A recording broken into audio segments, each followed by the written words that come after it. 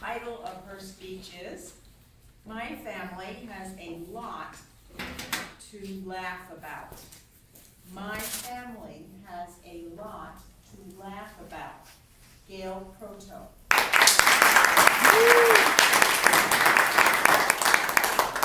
My family has a lot to laugh about.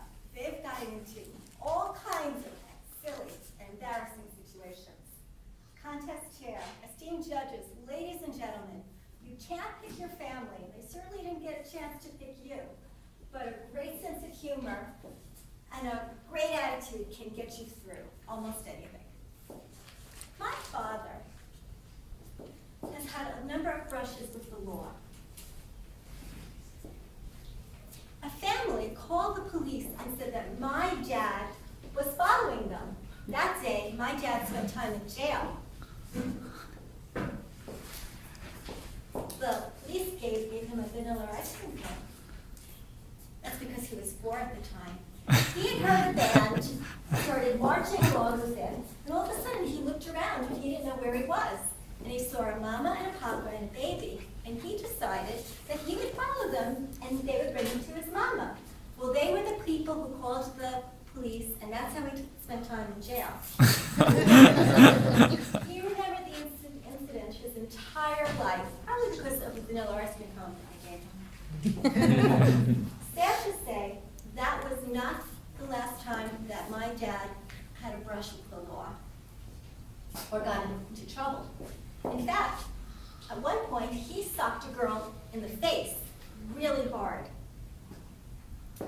He said he would do it again, too, because she had said that she liked him.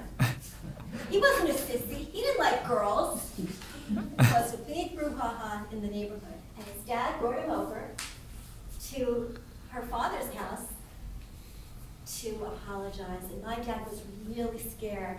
But he had his eyes closed when he apologized. He was afraid of reaction.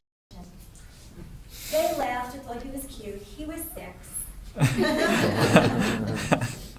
Then there was the time that security at the drive-in movie thought that my dad was a stalker.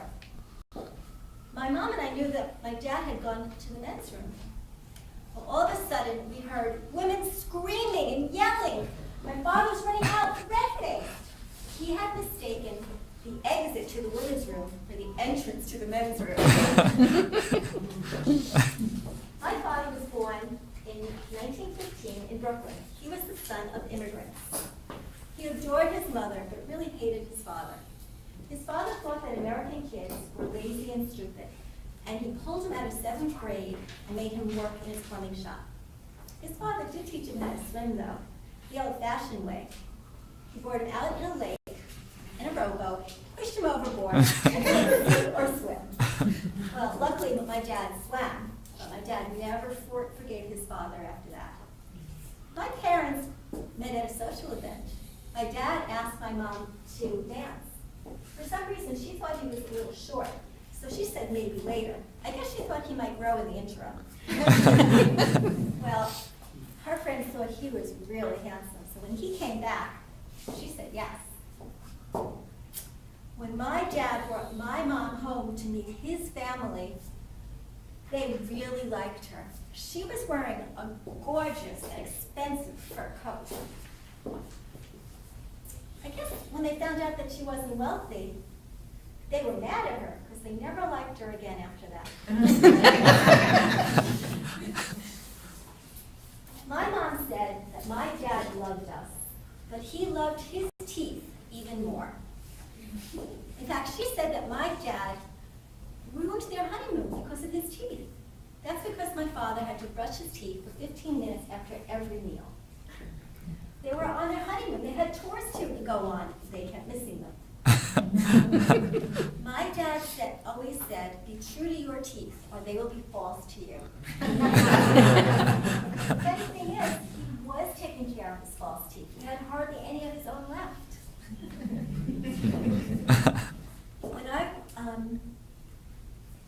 Because of all the fun and love that I had growing up in my family, I wanted to have children more than anything.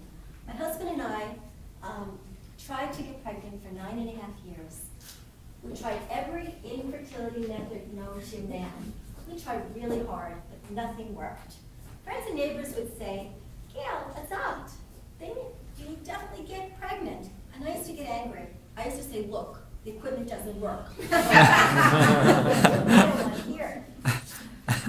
And then I adopted and I got pregnant immediately. So I realized that God has his own sense of humor and his own sense of timing. No matter what happened to me when I was growing up, my dad would always say to me, by the time you're 21, Gail, it will be all better. Well, the problem with that is, what happens after 21? I've had several problems after that age. So I've given it a lot of thought, and now I think it's multiples of 21 as well. When I was 42, I had 2 beautiful daughters after 9.5 years of being infertile. And so I'm hoping when I'm 63, 21 times 3, that a lot of my current problems will be resolved. For example, maybe my beautiful daughters will be independent by then, and out of the house. One can only hope. I lost my dad in 2009. Looking back, I know that he was a man of great integrity and a wonderful sense of humor. He taught me to always make the best of every situation and to see the humor in being human. So even though my family got into a great deal of predicaments and funny situations, I think we were very lucky because we always had each other. Thank you.